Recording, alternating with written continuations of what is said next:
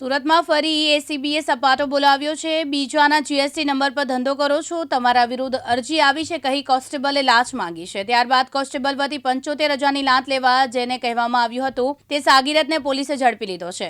જ્યારે કોન્સ્ટેબલ સ્થળ પર મળી આવ્યો ન હતો। હાલ એસીબીએ ગુનો નોંધી વધુ તપાસ હાથ ધરી છે।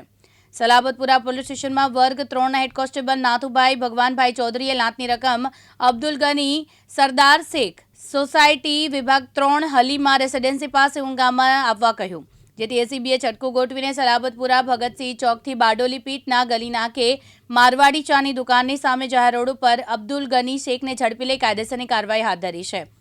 વેપારી તેના મિત્રને જીએસટી નંબર ઉપર કાપડનો વેપારનો ધંધો કરતા હતા, જે બાબતે આ કામના આરોપી કોન્સ્ટેબલ અને તેના સાગીરત બંનેને 29/12/2023 રોજ ફરિયાદીની દુકાન ઉપર જઈ ફરિયાદીને જણાવ્યું, તમે બીજાના જીએસટી નંબર ઉપર ખોટો વેપાર ધંધો કરો છો, જે બાબતે અમારા વિરુદ્ધ અરજી આવી છે।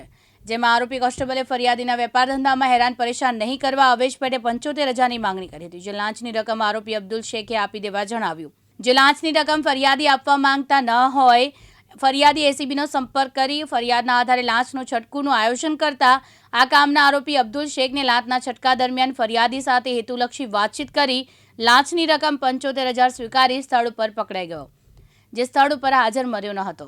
સાબિર સૈયદ સાથે યાસીન દારા, દિવ્યાંગ ન્યૂઝ, સુરત।